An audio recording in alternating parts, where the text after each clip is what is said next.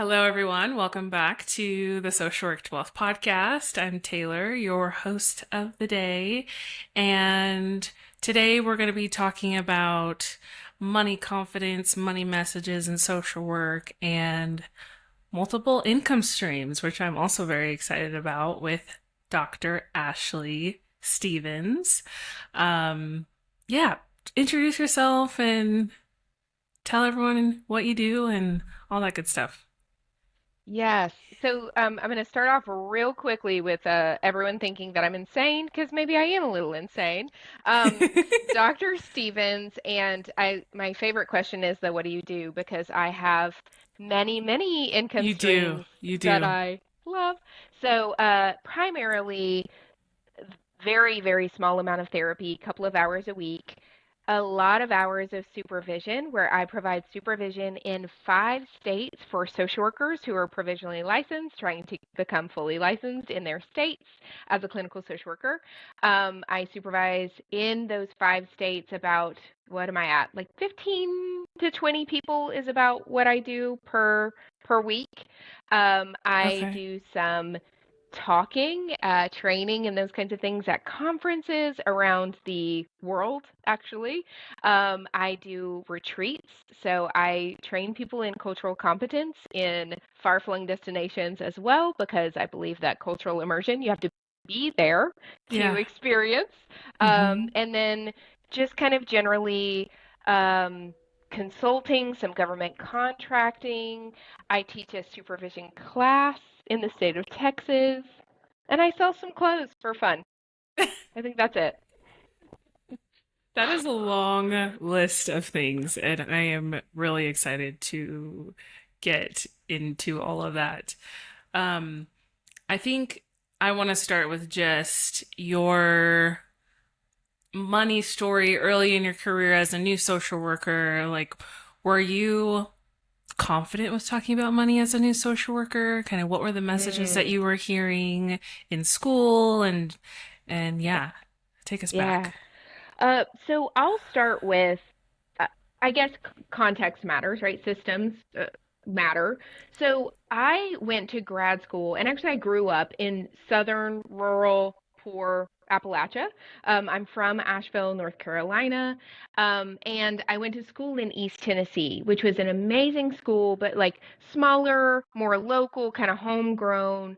And part of that, I think, informed not only how I grew up, but also how I grew up in social work, thinking about and talking about money. It was not a thing. We did not talk about how you were going to get your job, what you should get, what you should shoot for, what the salary ranges were going to be.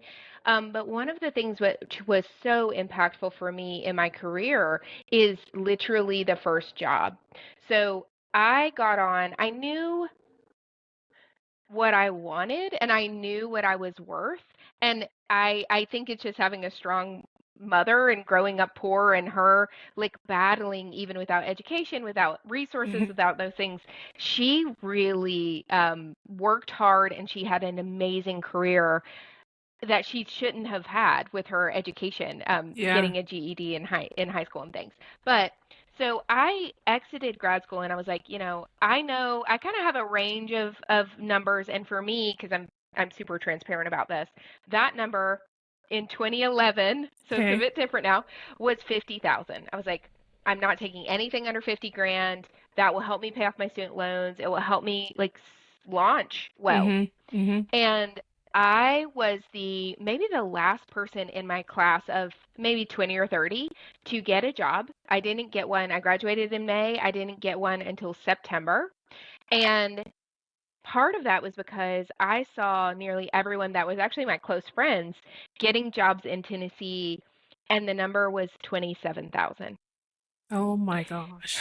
Yes, multiple people, and a specific type of work. So there's a lot of like kind of in mountains and in the woods. There's these like programs for kids and teens and things to get them outdoors, to get them away from their home environments, you know, and that's what some of these programs were. They were starting masters educated people at 27,000.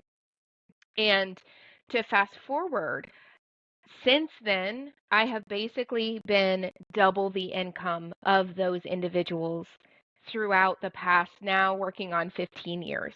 Yeah. So that, not that I'm special, smarter, more educated, better trained, same. But I knew that I was not going to take the first thing because it was the first thing. I Hmm. was going to wait and hold out for something that I felt was actually livable, survivable, and within that was at the VA is where I got my first job. And within what, 6 or 7 years, I was nearly at six figures. Wow. So, you know, and those folks aren't, haven't necessarily ever gotten to Yeah. that place or not Yeah. yet. So Yeah. that's just the most kind of salient thing for me when it comes to money and like knowing what you're worth. Hmm. Yeah.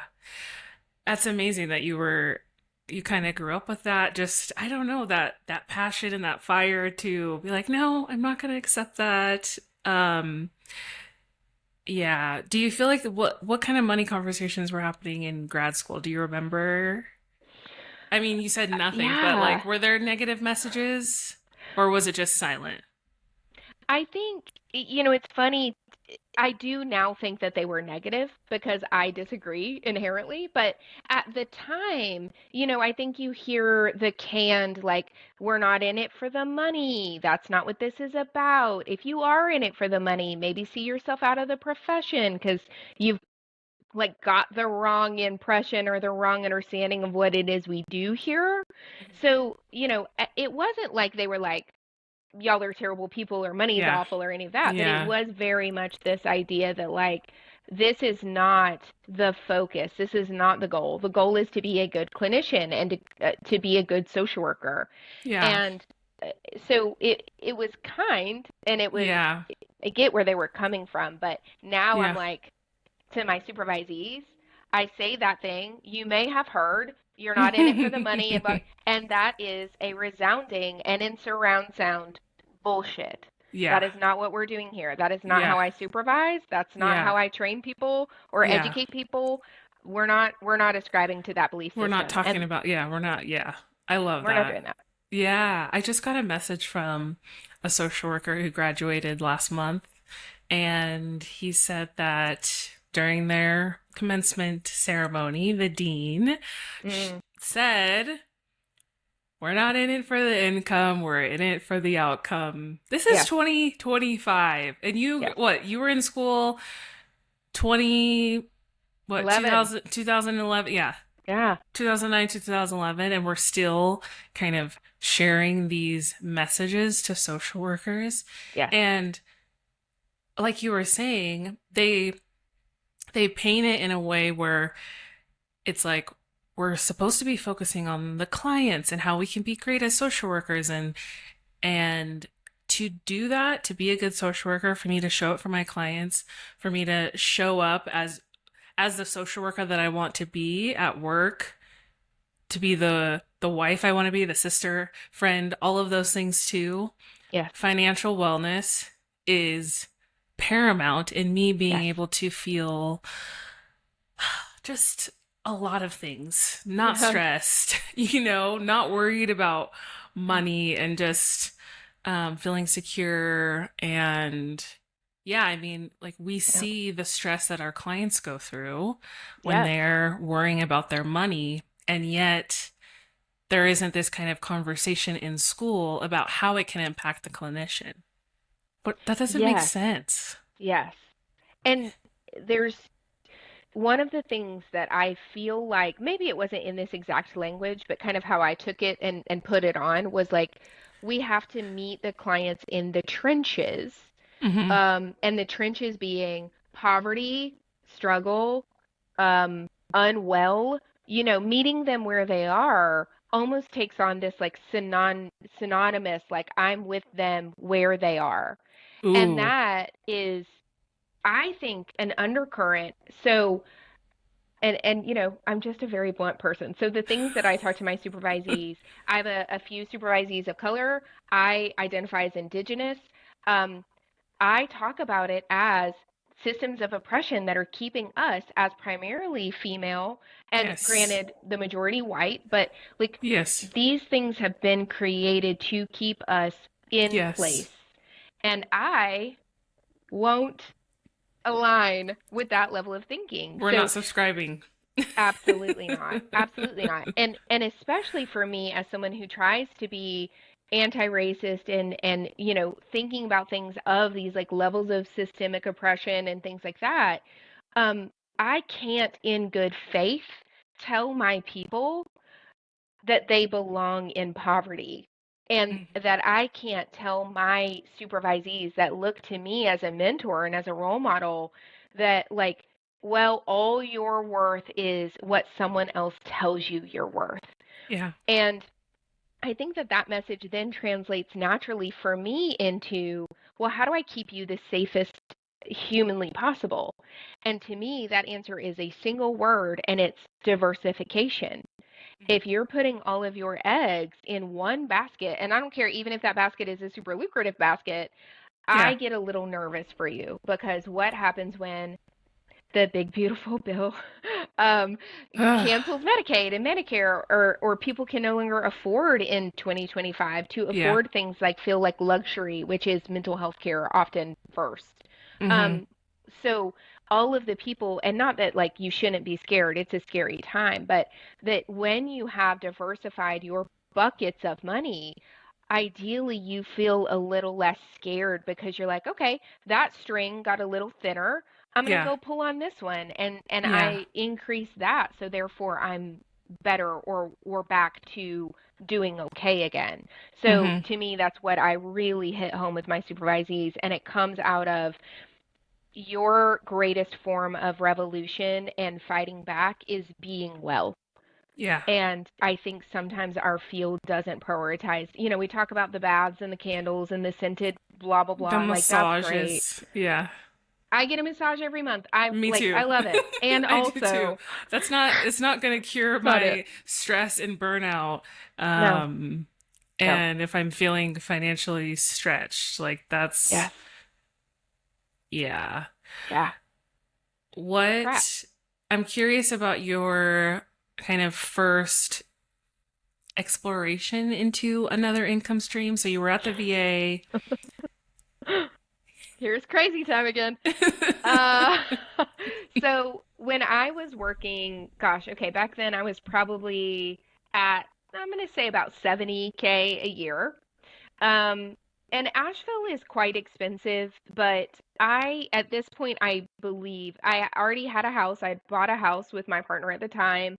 I was okay from all external kind of viewpoints, but I didn't feel like I was making more than I needed, which is a very comfortable place for me as a child who grew up in poverty. Like, Mhm. making it is not enough to me. And not like I don't need like coffers full. I'm not like Scrooge McDuck. I don't need an underground basement full of coins. But like, if and I worked in the homeless program. So one of the things we said about homelessness is like most Americans are one paycheck away from Yeah. poverty. Yeah. So how do I get a few more paychecks away from that inevitability, or whatever happens? So Yeah. at one point, I was at the VA 40 hours a week. I got a job at Barnes and Noble for 20 hours a week. Also, love that place. Uh, Discounts on books. Thank you. Yes, please. Um, I sold makeup badly, but I sold makeup. I dog sat, house sat, um, babysat. Is that my only job? Oh, and I taught at a local university. Wow. I think that's Okay. six. Okay. So, and to me, like, it was this like, I get something out of these. I'm not going to do something that I'm not getting something out of. Hmm. The teaching was, well, maybe I want to be a professor one day. I knew that I wanted to get my doctorate. Maybe let's see how that goes. I didn't like it. So that was good to know. But, Yeah. I was doing each of these things. Like, I love literature, I love reading. Barnes and Noble is an amazing place. It wasn't very much per hour, obviously, because that's just not their focus. But I loved it. I had so much fun talking to people about literature and what they were reading. Dog sitting. I got to hang out with pups and like stay in Yeah. these beautiful houses in the woods, and that was like a vacation from life, like Yeah. regularly. Yeah. Um, it's just like I think to start off this process of diversifying and figuring out what you may want to do, you may have to try out a few different things. I don't recommend doing them all at once like I did. That was a little intense, but I was gonna what do you say know? that sounds like a lot, I I didn't but it didn't think feel like it a lot so. to you. It I was didn't. having a Yeah. blast. Yeah, and that's the thing. It's like some people can have all these different things going on, these different jobs, and it feel great and really be Yes. like filling them up, but others would be like, I would be so burnt out. So Yes. yeah, you just gotta kind of find your sweet spot. Yes. Yeah. Yeah, And now I probably have 6 or 10 or 12 jobs, but I'm not doing any of them for 40 full hours, which is also a key. But yeah, I think there's also like my urge to get a lot of jobs was out of the trauma of poverty. You don't have to do that. yeah, Maybe therapy was the place I should have gone instead. But like, now 15 years past that and all of that, I still have a lot of jobs, but it is because rather than a fear of like what happens if something happens, it's more out of how can I shift my brain? How can I use different parts of my brain? How can I grow? How can I learn? How can I, if I'm doing something for 8 hours straight, I'm not doing it for 8 hours. I've done it for 3 or 4, and then I'm so distracted or I'm like off trying to do something else. So, like, right. for me, my brain works best when I give it kind of these different things to focus on throughout a day, which has naturally led to I do, a therapy for an hour, and then I do supervision for 2 hours, and then I take a break and I go for a walk, and then I come back and I do some consulting or teaching or training or whatever. And then the hour after that, I play with my pups. And then the hour after that, it's always kind of constantly like doing something a little different to keep excited, passion, active, love for Yeah, this field. yeah. No, that's awesome. How do you manage your time and energy and all of that with all of the different things that you have going on? And I also want to say, it seems like, there are some times when people are in these really poor paying jobs and they have to get another job because Yes, they need more money. And I think that I just want to say that's not the conversation that we're having in terms of yes, if you're not making enough, you need to start exploring other income streams. I think it seems like from your perspective, it's just kind of having this diversification of income in case one, maybe you get laid off or your hours are reduced or whatever, but yes, also to maintain this kind of creativity in your life yes, and fun and like you get to do all these different things. You get to teach people and provide therapy and do these retreats. Like that sounds awesome. So yeah, I just wanted to say that like this is yes, not you need a side hustle your way to being financially well because yeah, that really doesn't make sense. I don't no, think that's possible. yeah, So yeah, but yeah, yes. And there yeah, is I I think if my motto in therapy and also in supervision, if it was anything, it would be like hashtag break up with your bad instead of boyfriend, it's job. Um, a lot of people quit when I'm on board because I do have like I don't suffer bad job fools. I just don't. And I yeah. think that also maybe it's generational. Like my parents were loyal to their jobs to a fault. Hmm. They were staying in that same company no matter what, even when it treated them poorly, even when it paid terribly, even when interpersonally it was toxic. And to me, like that message subconsciously was if it's not serving me, I'm out. I gotta Yeah. go. This is not it. So I 100% think agree. Yeah. So and I Yeah. think one of the things to me, what research says is that there and my doctorate is in industrial and organizational psychology, which a lot of people go, huh? Which is the psychology of people at work. What makes them happy? What makes them sad? What makes them stay? What makes them leave? Hiring, firing, evaluations, like anything related to how people work is is what my degree is in. So the research around what makes someone happy, there's one thing, and it isn't money, but there is a bell curve with money and happiness and like life satisfaction at work. And there is a level at with which we're happier. Yeah. And more than that, what we see is like we're talking about like CEOs who are making like $5 million a year or whatever. The work is really hard and it's really stressful, and they're expected to be on all the time and to do kind of amazing things, subhuman things that like aren't actually possible. No amount of money is going to make you happy if that's the case, right? So Yeah. that's that. Okay, we're making a lot, but we're not getting any happier. And there is a level with which just throwing your boss throwing money at you is not going to make you any happier. But a good amount of money gets us to the top of that bell curve, and we're like, all right, we can survive this. But the one thing that makes people happiest at work is actually autonomy. I get to pick when I do that, how I do that, what I do. And that autonomy is what I'm kind of referencing in. It's not side hustle to survive, it's side hustle your way to a diversified, autonomous life.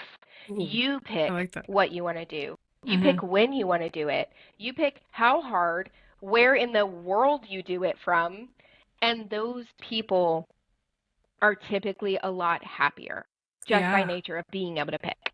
Yeah. And you're there. How are you Yeah. feeling? You Yeah. happy? Yeah. Yes. I I say it every time I talk. I love my life. I have the most fun, That's awesome. and I'm not a genius. I'm not independently wealthy. I don't have a rich uncle on the side who funded my career. Yeah.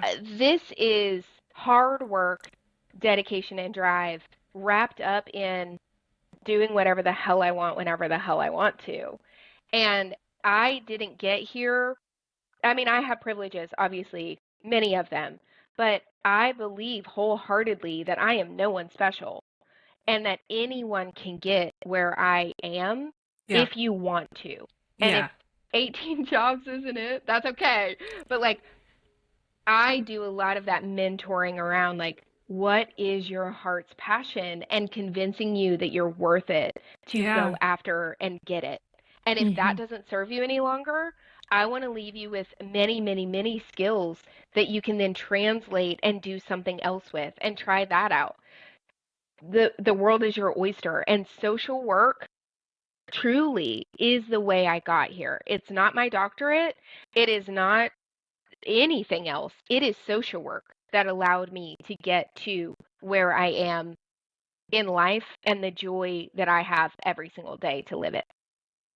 That is so awesome and really inspiring to Yeah. hear because I think it's not often that we hear these days social workers that are like, I love my job. I mean, I have a few in my life, so I feel I'm happy about that. But yeah, Yeah. I think the general just the vibe of our profession, which is unfortunate, is just we're most of us are struggling, most of us are unhappy Yes. with what we're doing. So I think it's encouraging and inspiring to hear people like you to share that you're loving it. What kind of things do you say or encouragement to supervisees who are struggling in their job? And, I know that people can have these feelings of not wanting to abandon their clients, Mhm. not wanting to leave their organization high and dry, or whatever else. There's other things, that Yes. where we just feel this sort of responsibility and we don't want to leave. Mhm. Hmm. what do you say to them? Deep sigh. It's so frustrating. I think, and this you'll see these themes in like in client work too. So some of this is probably going to feel like some of the things we say to clients, but the way that we have set up social work education, training, experience, internships, practicums, whatever you want to call it, is free labor. Yep. We are a profession built off of, and no shade to Miss Jane Addams. Um, she had resources. Yeah. She could do what she did because she had resources. So our profession started with the roots of rich white women who had the money to play around with giving a crap about other people. And yay, I'm so glad you started our profession. But the reality today is that most of us are struggling. Most of us have been taught that we should work for cheap or free. You should give your life to this career.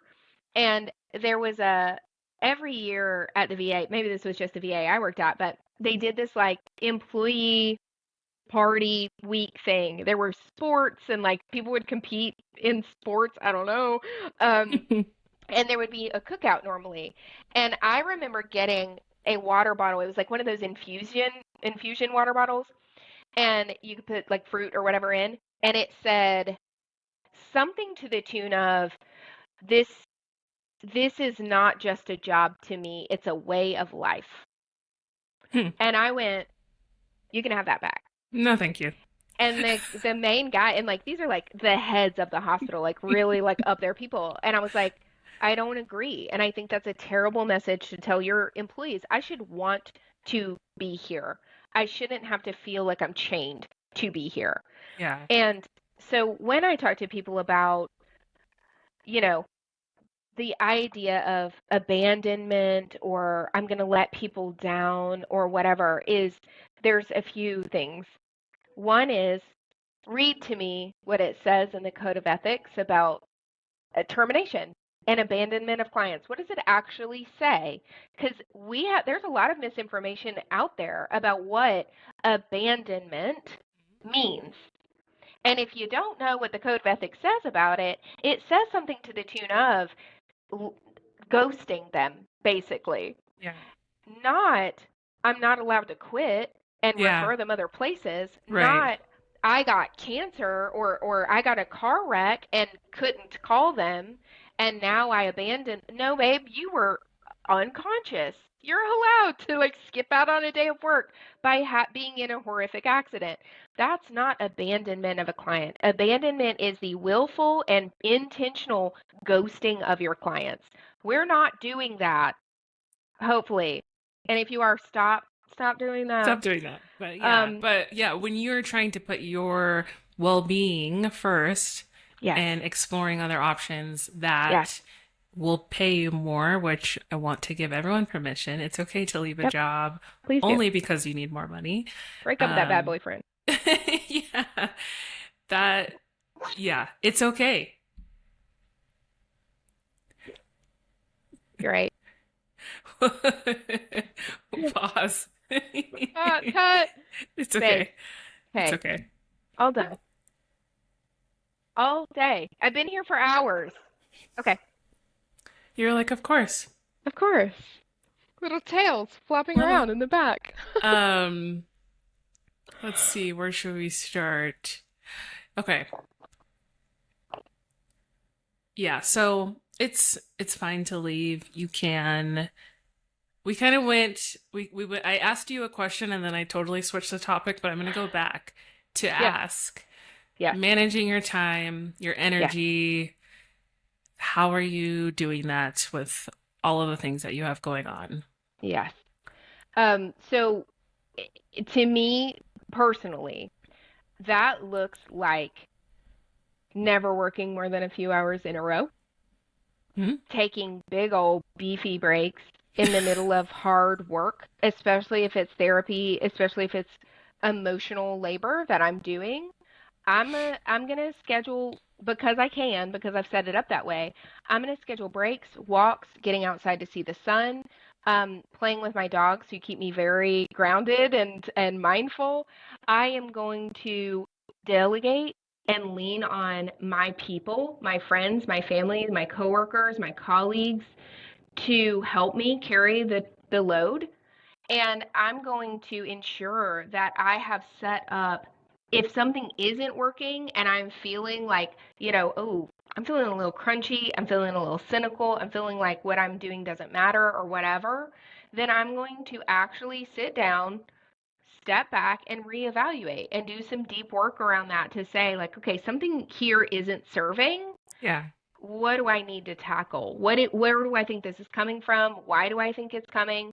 And, one of the things that I tell a lot of my supervisees is this idea about burnout, right? You work so hard, and let's say you see 500 clients a year. You're just like, burn it, like you're doing it. And this person that I was talking to was in an IOP PHP. So there's a lot of turnover. Okay. There's a lot of people all at once. But let's just say it's an easy number and I can math this hard.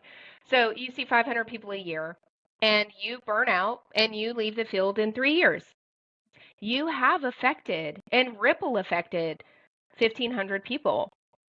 Now, let's use that same example and say you take your time, you're intentional and a little slower and a little more methodical, and you take care of yourself, and you only see 200 people this year. But you have a career, an epic career that spans 25 years. Yeah. How many people is that you Yeah. have affected? And to me, that's also kind of leads to my, I was going to say argument. I don't think I have to fight anyone on it, but my urge for people to become supervisors. Because now think about, you see 200 people a year when you're doing all clinical work. Now let's say you see 20 supervisees and only 100 clients a year. But those 20 supervisees Are see their seeing 200. fascinating.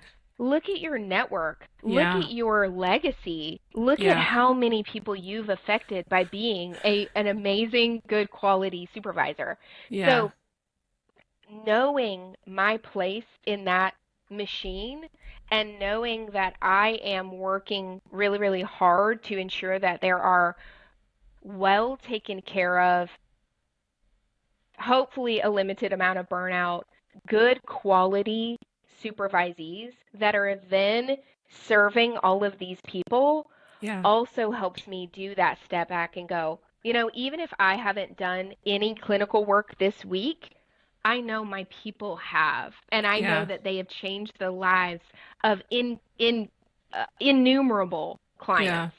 And that also helps with this, like, where's my place in the world, and how do I know that I'm like doing what I should? I Yeah. get a little bit of a break from that because I'm training other people who are going to take my torch and go Yeah. further and run with it and do so much more than I could have done alone. Yeah. That's really cool. You live in what state? I'm in Texas. Okay, you're in Texas. Yes. And you said you are supervising people in 5 states total or Yes. 6? Okay. 5. Yeah. I think, there are people out there who would love to kind of explore this multi-state supervision. Yeah. Let's talk about that a little bit and how I that has love it. evolved. Yeah. Yes. So I'm going to talk about first, and hopefully short stories, but first I'm going to talk about current state, and then I'm going to talk about where I think we're going. Okay. So current state, you have to get a license, a full clinical license, whatever the term they use in your state is, in Hmm. every state that you intend to supervise in, from the like 20 that I know about, and probably all of them. So you can't just, oh, I'm a supervisor in Texas, I think I should supervise in Arkansas, let me. The board is going to laugh you out of the room. Right. So getting a license in all of those states actually came first for me for clinical work. I worked in a virtual, at the time, I worked in a virtual nationwide mental health. It was like I don't even know, one of the startup companies, but they had been around a while. So, not to name names. So, that required me to get licensed in 5 states. And that's what actually kicked off my multi state jamboree. That's fascinating. And Yeah, because they pay for it, don't they? sure did. It was amazing. Yeah. Yes. Interesting. And I actually got sixth in that process because I come from North Carolina. That's where most of my career has been. I moved to Texas for more opportunities, and boy, did I find them. But I was in Texas at the time, but I worked for the federal government. So you don't have to get a state license because you're like grandfathered for whatever state you came from. Okay. So to join that company, I had to become licensed in the state I resided in. So I had two. Then they said, we're going to pay for four. And I was like, all right. And then I had clients move into two other ones. And that's kind of it ballooned from there. I was up to 12 at one point. And one thing about me is like, I hate an intake more than I hate anything else. I don't like the will they, won't they ghosted me. Where are they? I'm tracking them down. Like, money, all of that. I'm like, if I can keep someone I know and enjoy working with and is working hard, I don't care if they move to the moon. I am sticking with them. Like, I will do it. So got licensed because of clients, and then I realized in the state of Texas, you're required to do a 40-hour supervision course to become a council approved supervisor. So, with that, I was like, okay, no other state requires this level of chaos in No, order that's a to lot of become. hours. I think in Oregon they require 20. Yeah, Yeah. yeah. And Yeah. so that's what I did. And Oregon is one of my states that I supervise in. So what I did was I said, hi, Oregon, I have this Mondo supervisory like course that I took. Will you count it? And all of the other four states that I supervise in said, absolutely, that's double or triple or 40 hours worth more than what Right. we require. So that naturally was like, oh, well, if I can easily get all of these other states on board and I like doing supervision more, naturally that is something that kind of just took over. So current state, get a license, figure out what the supervision requirements to become a supervisor are, and then make sure that you're staying up to date on the state laws, rules, statutes, etc. Most of them are pretty similar, but you want to make sure that before you lead someone else down the path, you have a really good understanding of what that path is in that individual state. Yeah. One Future, thing yeah, I'm curious about some of these states because I had yes. explored Washington and I'm curious if you ran into this. So, Oregon requires 3,000 and then maybe another state. What thinking about if the state that you're in that you have the license requires a lower amount than the state that you want, Mm-hmm. did you have to acquire those hours or like how did you see that playing out? Because I would imagine Yeah. all the states that you had licenses, when you were up to 12, that those hours requirements were totally different. Yes. Yes. So part of what helped me is I had been licensed for so long when I started doing that. I was nearly at 10 years of being a fully licensed clinical social worker Okay. before I started the process. But what I encourage everyone, even if you're just moving and you're still in the provisionally licensed process, call the board, scour the website, search the website, but also call and talk to the board or email the board and say, "Hey, this is my situation. Will you accept these hours, or what do you want me to do to become fully licensed here or to supervise here?" Many of the states that I was like, they tell me I have to take, like Alabama, they were like, "Oh, you're taking our course on the website. You're taking," and I think it was 6 hours.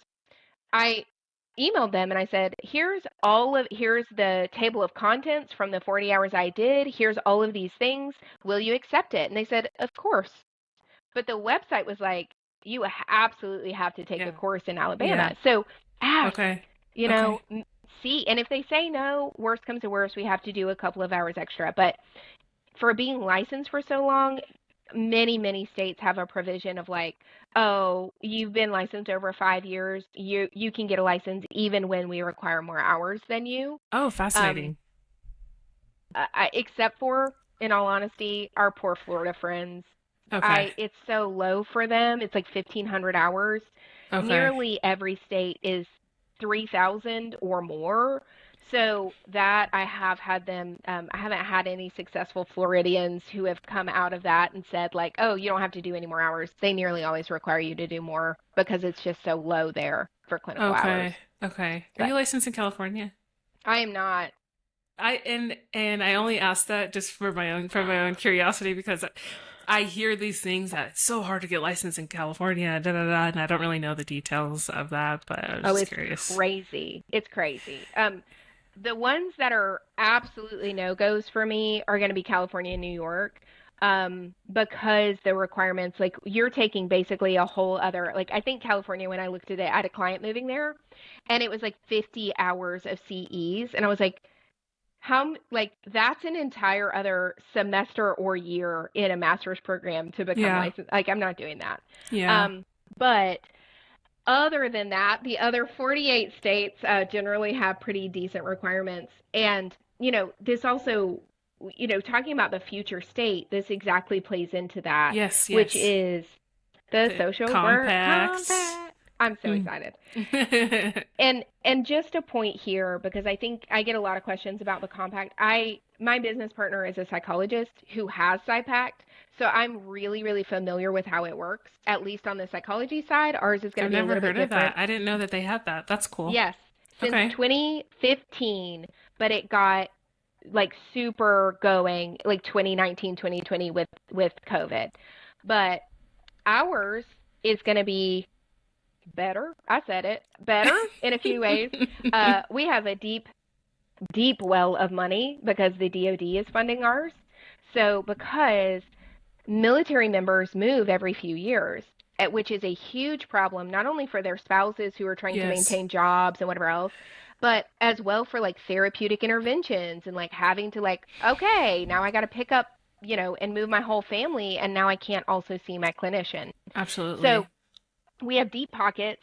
And two is there's actually a residency requirement in SIPACT that you have to live in, no, you have to be present physically at the time of the session in your home state. So let's say, for example, Texas is your home state that you registered your SIPACT with. Even if you're on vacation in Oregon, even if you're on vacation abroad, you're technically not allowed to be doing those therapeutic services, even when the client has always been in and is currently in Colorado. That makes no sense to me. I think it's a quite silly rule, but it is part of their law. It Wow. is not part of ours. There is no Awesome. provision that we have to be physically located there. But how does that change what I'm talking about with supervision, with therapy, those kinds of things? It opens us up. I think we're up to like 29 states or something. We will be able to do work with clients in those states if your home state is a dark blue state. If wherever your license is in it, you can then work with people in all of those states. Caveat, caveat. First caveat is that doesn't mean you can take their insurance, and it doesn't mean that the state will allow you to do supervision. Okay. So we'll have to see. What's Mm-hmm. on our side is one, there's just so many of us, and we're so delightfully humongous when it comes to the workforce. Yeah. So psychologists, I mean, we outnumber psychologists, LPCs, and LMFTs, I think, combined. So I think we have a lot more power to make those changes. I absolutely think insurance is going to have to come to a reckoning because right now there's residency requirements, right? You have to be in, pick state, Maryland in order to be on Blue Cross Blue Shield Maryland and accept those clients. Yeah. You have to be there. I think that Compact is going to change. It has to. I don't see how Right. it can keep doing what it's doing. And then secondly, I do think that our boards are going to have to come a little more in alignment with each other, Absolutely. Absolutely um, agree. particularly around licensing and supervision, hopefully. Yeah, that would be so awesome. I think Yes.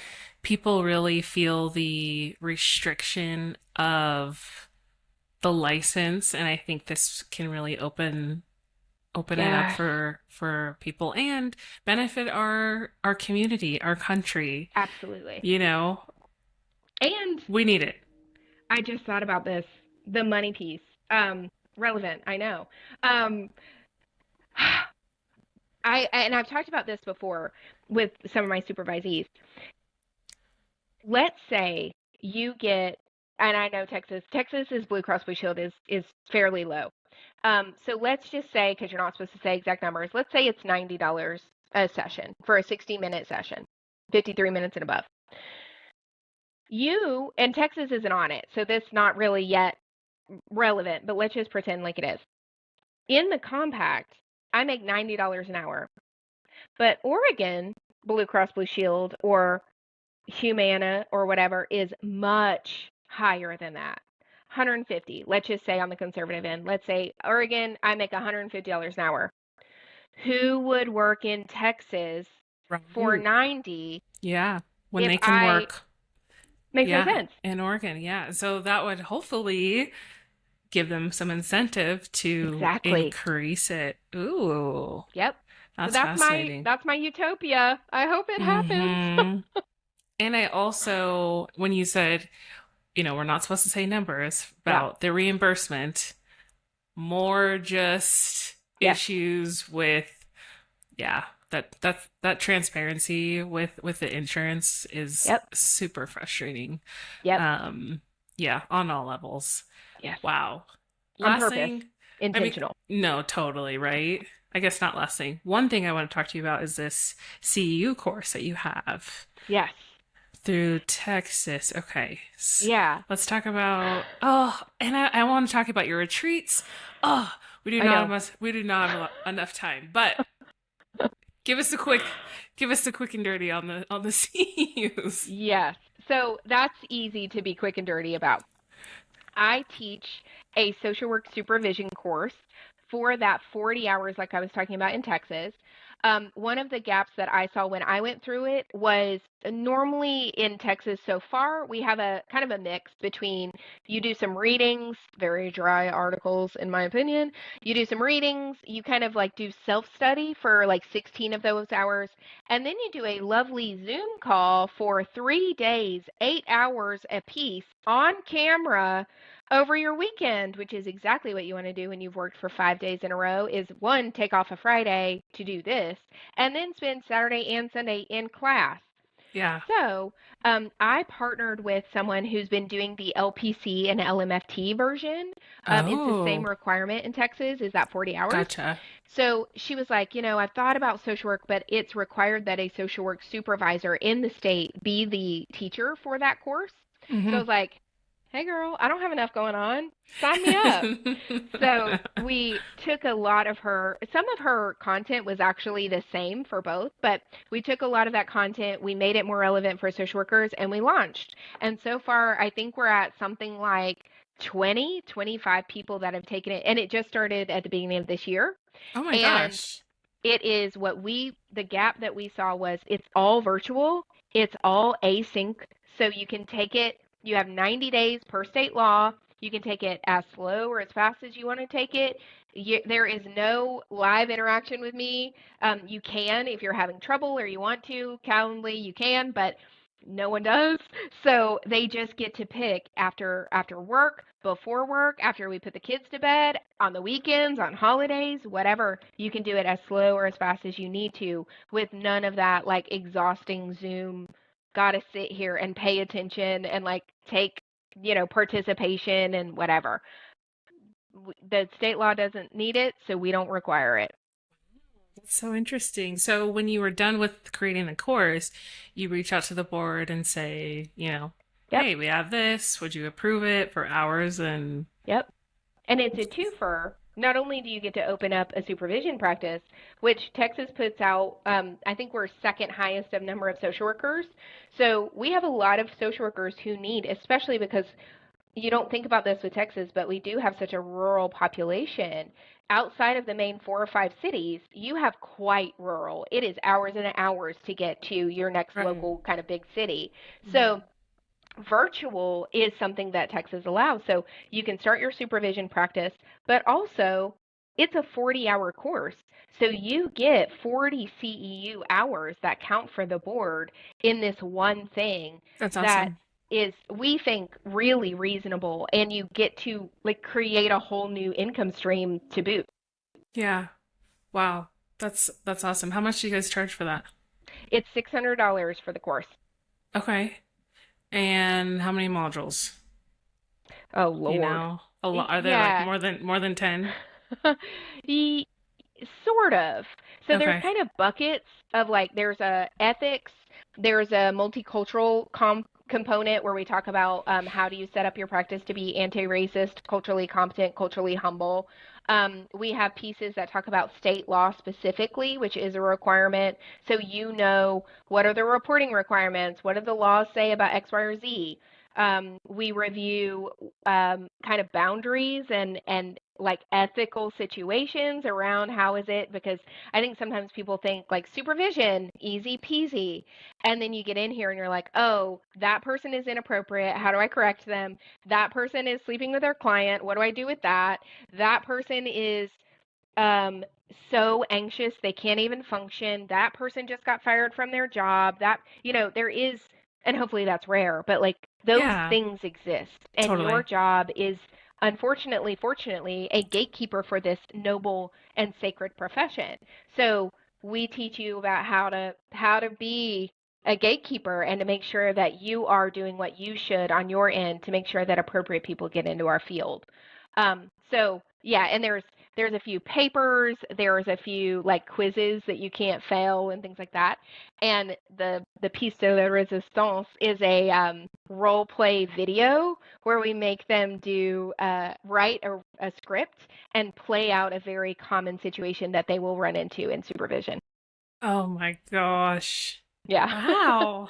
And it's like so that fun. just gives me that just like makes my stomach sink thinking about the role plays that I had to do in grad Yes, school. But yeah, anyways, that sounds like an awesome course. love it. So do you and the other person split the Yeah. income, or how is that split?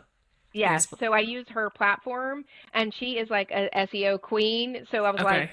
yay, I don't have to do any of that. I will happily split this with you 50-50. So Awesome. I create all the content, I teach, I grade, I do all of that side. And she does the website, the marketing, the sales, the kind of platform that it's on, all of that Yeah. jamboree. Yeah. What platform do you guys use? Podia. Oh, okay. I Yes. like that. I've taken a course through Podia Yeah. before. Amazing. It's You amazing. are so cool. Thanks so Not much really. for thanks for coming on and sharing with us and being vulnerable and transparent and all the things. If anyone wants to find out more about you or chat with you, how can they do that? Yes. So I am one half of the crane and the bull. Um, so if you Google crane and the bull and you image search it, it is a literal crane picking up a literal bull. That's not us. But Okay, um, the craneandthebull.com is us. And for the supervision course, are you looking at I'm looking. it? Oh Funny. my gosh. It's like in India. I don't know. They had to like pick up this bull. I don't know. Oh, And it gets a interesting. lot of hits because it is up there in the ranking. Yeah. Oh my gosh, how interesting. It's so funny. But the supervision course, if you're in the state of Texas and you're a social worker, it's swsupervisioncourse.com. You can also find the LPC and LMFT version for all of our friends who may be listening who are our brothers and sisters in those Yeah. counseling professions. But Awesome. the crane and the bull is us for everything else. Awesome. Well, thanks so much and thanks everyone for listening. Yeah. Please, rate, review and all of the things on Apple, Spotify, wherever you listen to your podcasts. And we'll be back in 2 weeks. Thanks so much.